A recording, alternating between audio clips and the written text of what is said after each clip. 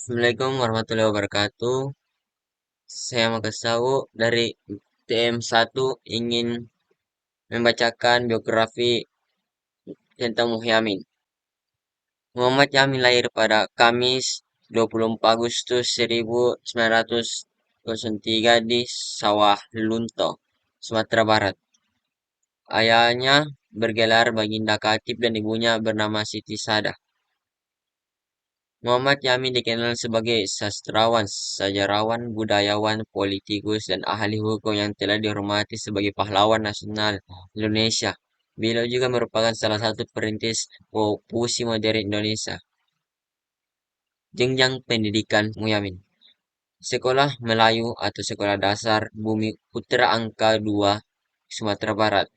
Hollands Indes School His Sumatera Barat. Sekolah Dokter Hewan Bogor. Sekolah Pertanian Don Bosco Bogor. Algetman Middlebar School AMS Soekarta jurusan Officers Letter Queens of Dealing jurusan Budaya. Sekolah Tinggi Hukum. Peran Muhammad Yamin. Sumpah Pemuda. Sumpah Pemuda adalah janji para pemuda yang diucapkan ketika Kongres Pemuda 2 yang digelar di Jakarta pada 28 Oktober 1928. Saat itu terdapat sejumlah organisasi pemuda yang masih bersifat kedaerahan dan mengutamakan kepentingan sukunya masing-masing. Salah satu organisasi tersebut adalah Jong Sumatranan Bon yang dipimpin oleh Muhammad Yamin. Seiring berjalannya waktu, para kelompok pemuda mulai menyadari untuk menyatukan perjuangan demi kepentingan bangsa. Perumusan Pancasila.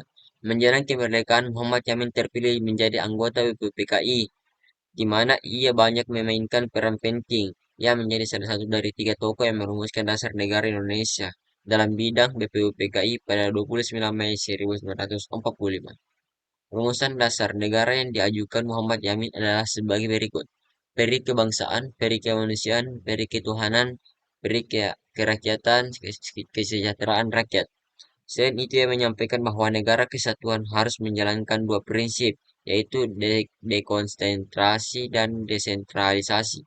Muhammad Yamin juga mengusulkan agar hak asasi manusia dimasukkan ke dalam konstitusi negara. Setelah BPPKI, Muhammad Yamin diketahui menjadi anggota PPKI dan Panitia 9 yang merancang pembukaan Undang-Undang Dasar 1945.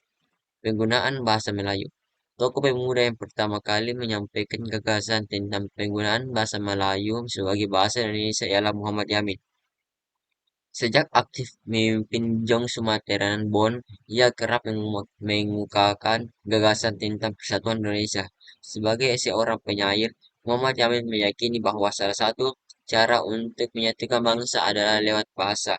Pada Kongres Pemuda 1 yang dilaksanakan 30 April hingga 2 Mei 1926, Muhammad Yamin menyampaikan pidatonya yang bertajuk Kemungkinan Bahasa-Bahasa dan Kesastraan di Masa Mendatang. Isi dari pidato tersebut adalah Muhammad Yamin menggagas agar bahasa Melayu dijadikan sebagai bahasa persatuan. Muhammad Yamin sangat yakin bahwa suatu saat bahasa Melayu akan menjadi bahasa pergaulan dan bahasa persatuan yang digunakan oleh rakyat Indonesia. Koin di pemerintahan.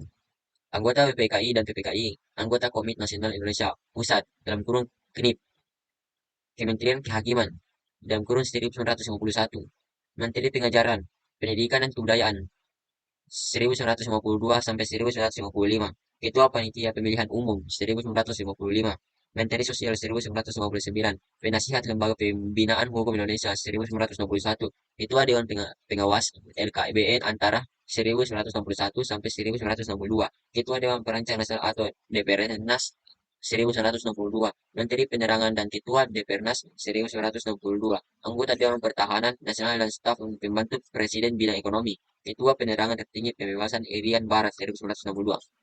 Karya-karya Ken Arok dan Ken Dedes 1934. Tanah Air 1922. Tan Malaka 1945. Gajah Mada 1945.